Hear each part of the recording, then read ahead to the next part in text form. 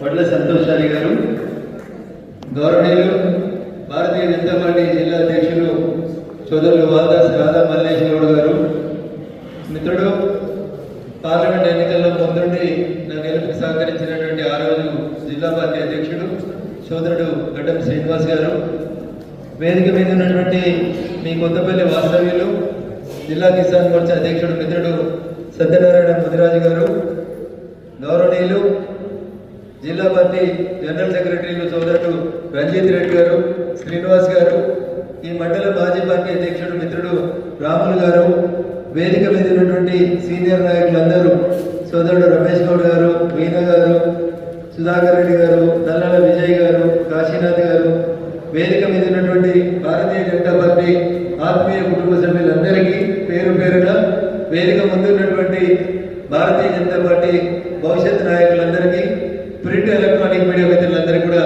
పేరు పేరున నమస్కారాలు, శుభాకాంక్షలు, అభినందనలు. ముందుగా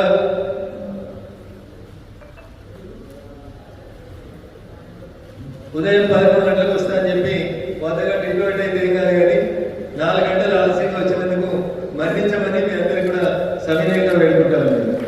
ఎందుకంటే వర్షం ఎక్కువ ఉంది, రమ్మని ఒకసారి, వద్దని ఒకసారి, మెదడులో అయితే మొత్తం రోడ్లన్నీ మునిగిపోయినాయి, రోడ్ల మీద అందరు నీళ్లు పోతా ఉన్నాయి, కార్లు పోయలేనటువంటి పరిస్థితి ఉందని, ఇట్లా ఈ డోలాయనమైన పరిస్థితులలో మీ దగ్గరికి ఆలస్యంగా వచ్చినందుకు మన్నించాలి.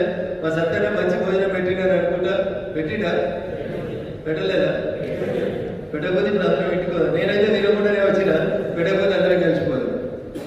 సో నాకంటే ముందు మాట్లాడినటువంటి చారి మాట్లాడినా, లేకపోతే శ్రీనివాస్ గారు మాట్లాడినా, మల్లేష్ అన్న మాట్లాడినా, ఎవరు మాట్లాడినా సేవ చేయమని చెప్పి, సేవ ఎవరికి అవసరం ఉంటుంది?